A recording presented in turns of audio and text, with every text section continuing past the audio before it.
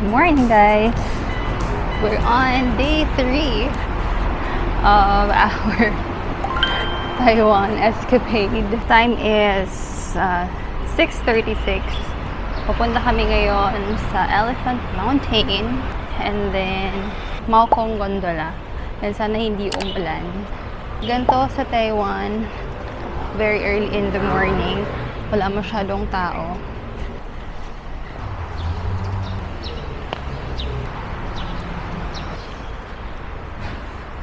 Cute.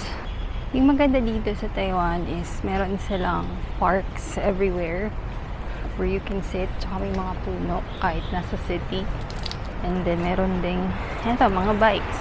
Hindi ko sure how this works, kung maghuhulog ka ba ng coin or may tatap ka. So early in the morning medyo mainit na, parang Pilipinas lang din pag summer sa kanila. So na-miss namin yung bus. Pero ayun, Yung na 257. baka namin tong 237 ata. 257. So dito kung magbabus kayo or commute, Google Maps lang. Updated naman siya, no? So ito na yung ginagamit ko sa public transpo, yung napanalunan ko sa Lucky Land. So di ba parang libre na yung pamasahe ko. Here comes our bus.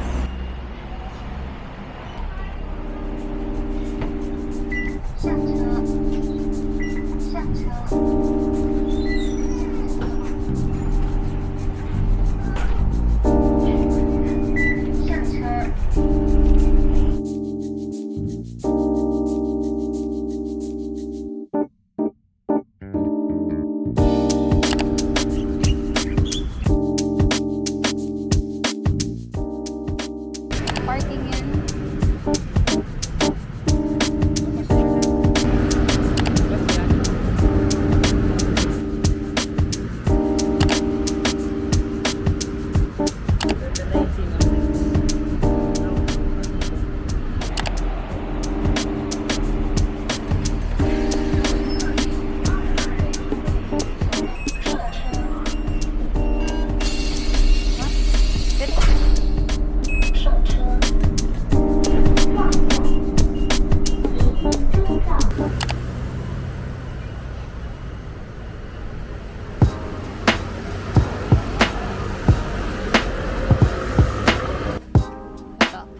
Bakit?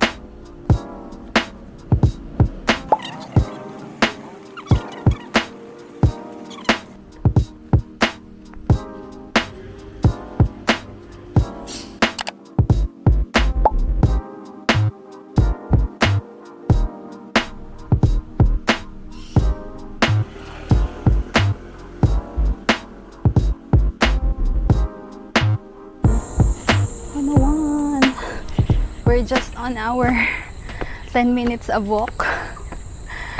Hulas na tayo dito sa Elephant Mountain. Lap tayo sa kalahati. Punta kayo dito, dala kayong tubig. Yung dala ko kasi camera. Maganda mag-hike ng early morning para hindi masyado mainit.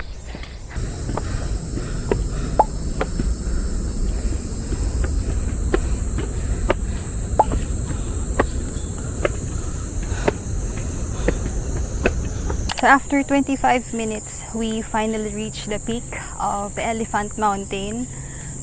So grabe, basang-basa ako. Kasi mainit. Pero may dala naman akong damit na pamalit. And here you can see the Taipei 101 there.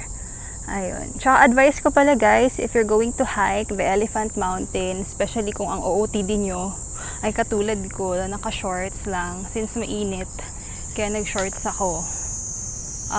Dala kayo ng insect repellent kasi ayan, namula na yung kinagat sa akin ng lamok. Ang lalaki ng lamok dito guys. Sana lang wala siyang dalang disease, 'di ba? Depende sa pace nyo kung gaano kayo katagal mag-hike. And if you're, kasi after nito is pupunta pa kami ng Maokong. So, nagdala ka ng pamalit na damit. So, we're just going to take pictures. And then, baba na kami. Kasi mainit na. As in, basang-basa ako yun. Yung braso ko basang-basa. And damit ko is basa na rin. Pati yung likod ko. So, sunblock, insect repellent, pamalit na damit, and water.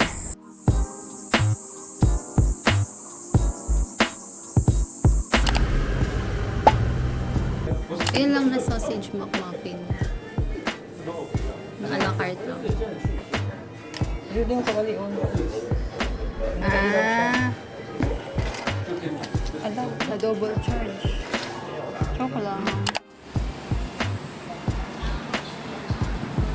We're now here at Maokong. We'll be trying Maokong Gondola. So, ticket price is 120 per person. So, pwede nyo gamitin yung Taiwan Lucky Land card or iCash card nyo dito for payment. Merong machine available sa baba. So, on the way here, medyo natagalan kami dun sa bus kasi parang hindi accurate yung mga numbers na lumalabas doon sa screen, doon sa waiting.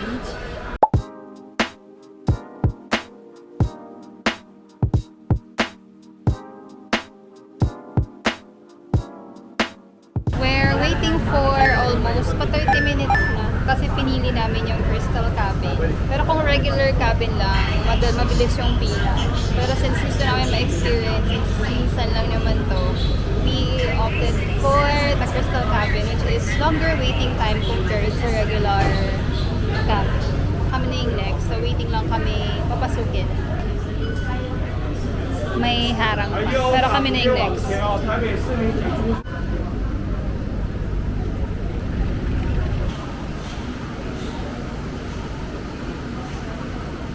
Sakay! Mainit pa lang digdi.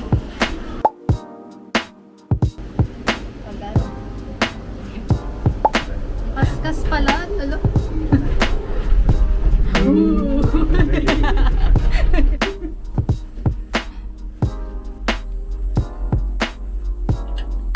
Akala ko yung roller coaster sa...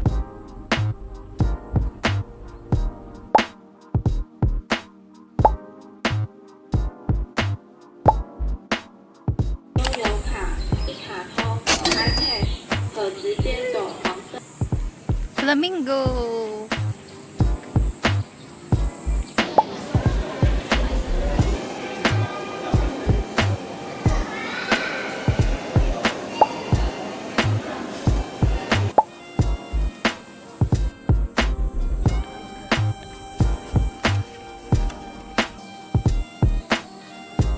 Ito,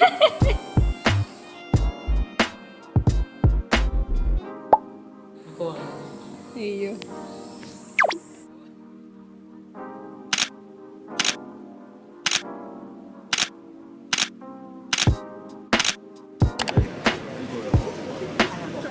Oras ngayon is 9:51 na. We'll take it. Late dinner. Tipid-tipid naman kasi kahapon ang mahal nung namin dinner. So try namin tong parang pares or mami na street food dito sa Blooming ata. Ximending. Ximending din to, di ba?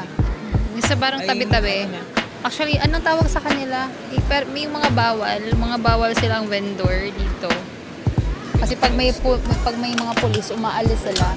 Pero babalik lang naman sila. So dito siya, sa may 7-Eleven. Tawat ng 7-Eleven. Di ba? Parang Pinas lang. So tingnan natin kung paano siya i-prepare. May basil. Peanut sauce ata yun. So ganyan. Tsaka fresh na vegetables yung gamit niya.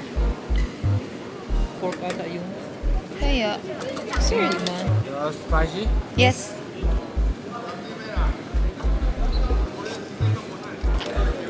Kasha pa.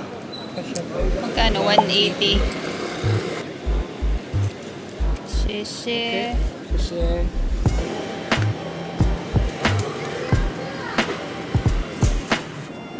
Pares overload. Ano to? Squid? Masarap. Matabang na. Baka kasi ito na yung natuwag na lasa.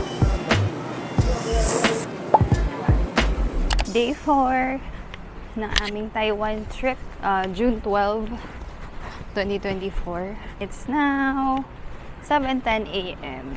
So, holiday sa Philippines ngayon. We're heading to Longshan Temple. Basta yung around the Chiang Kai-shek area. So, lalakarin na lang namin yung Longshan Temple and nearby tourist attraction. Pero kung kailangan magbus kami. And medyo mainit na. If you're on a tipid mode, try their local restaurants, parang mga karinderya sa atin.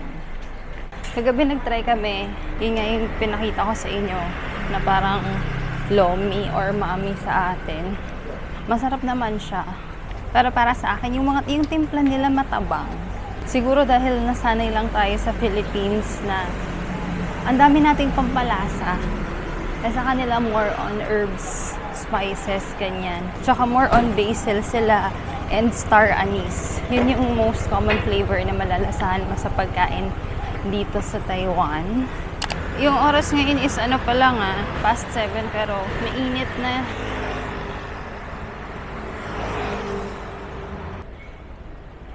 Ito pala yung maraming kainan. Parang same sa nakainan namin kagabi. Mas mura dito compared dun sa kabila sa Ximending.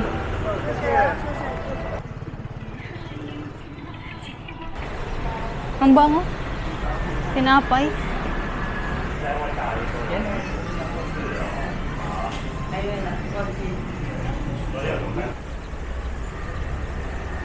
So, ito na tayo sa Longshan Temple.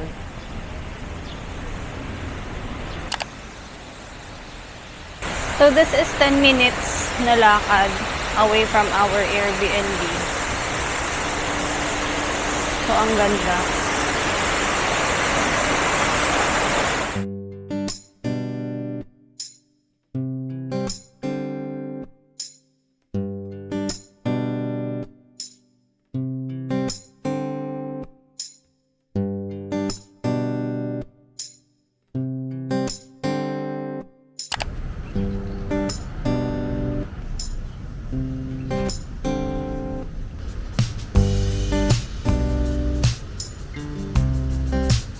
Hi guys, so we finally made it here at Chiang Kai-shek. So ito yung famous na gate. And there's the Sun Yat-sen Hall. Tama ba ako? Sobrang init guys. Pero the fact na nandito na kami, 'di ba? Ang ganda.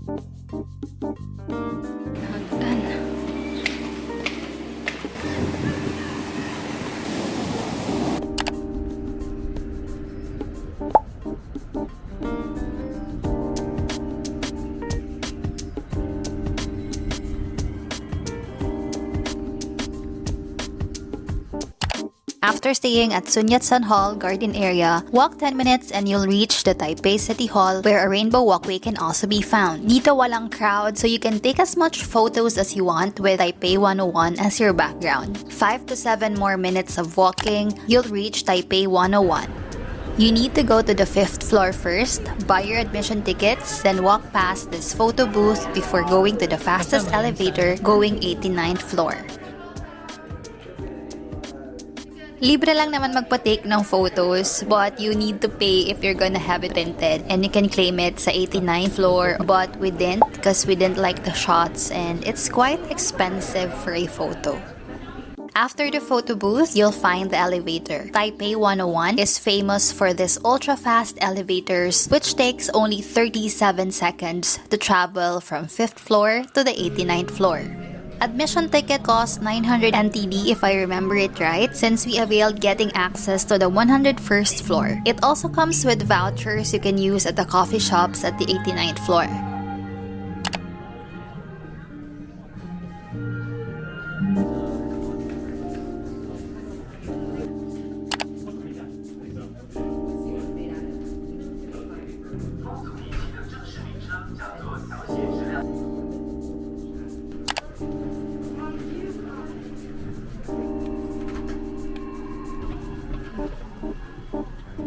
By the way, we were warned or advised we will only be getting the same view at the 101st floor, and the staff was right. After a few minutes, we went back to the 89th floor and went around the area before leaving.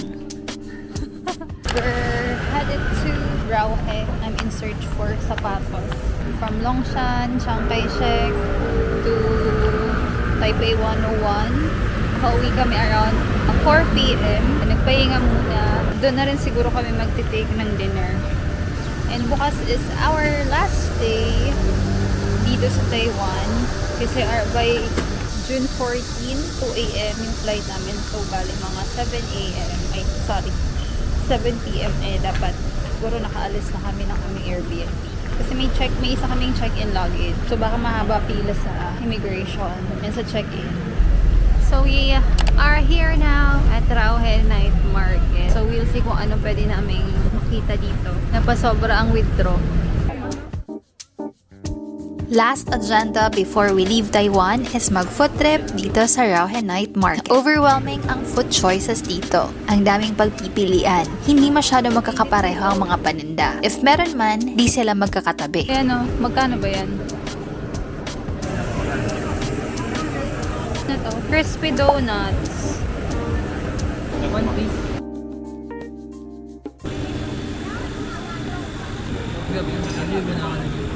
Sa'yo yan.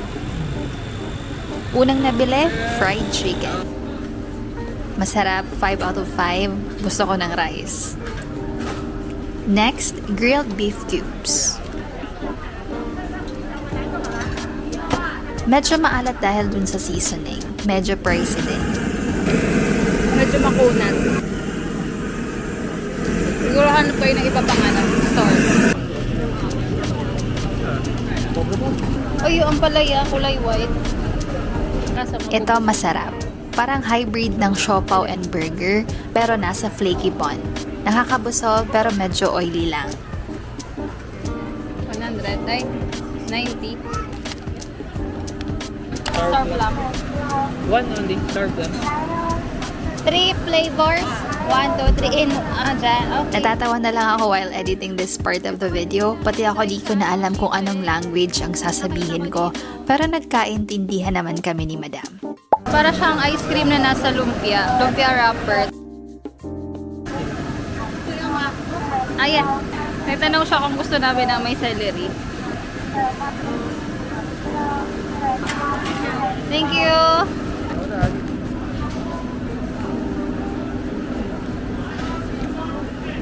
Pineapple. Yung manina may sugar.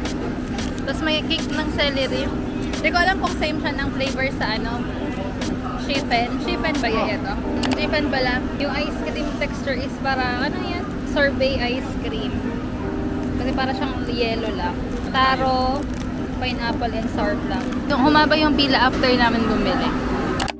After our food trip, babalik na kami sa Ximending. Dito na rin ako nakahanap ng shoes. I paid using the remaining amount I have on my Lucky Land card, pero di na ako naka-video dito. Bumalik din kami sa Shein Futang to get that brown sugar milk nila as our night ender.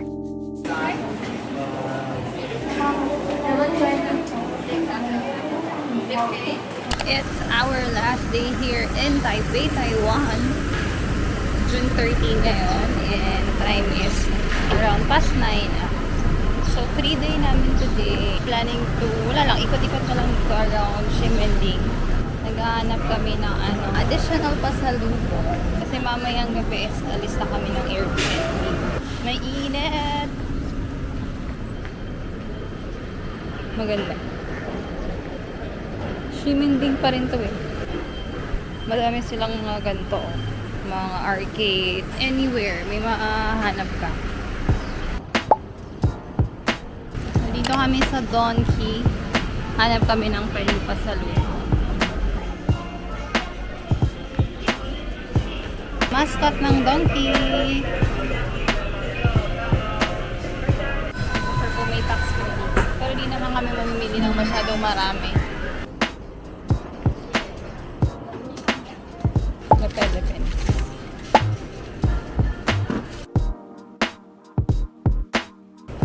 Ito na.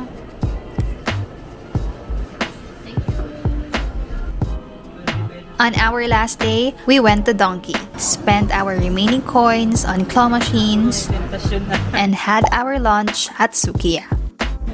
All these at Ximending area. At 6 p.m., we checked out our Airbnb and again walked going to the train station with our luggage since it's still early for our flight time. With our remaining Taiwanese banknotes, we used it to reload our Easy cards. Adding value in process. Adding value completed. Please take the transaction completed. Thank you. When you reach the airport, just look for these machines for tax refunds. You just need to scan your passport and the QR code on your tax refund form, then present the tax refund form at this bank counter. After this, we proceeded to the check-in counters and boarding, waited few more hours before our departure going back to the Philippines.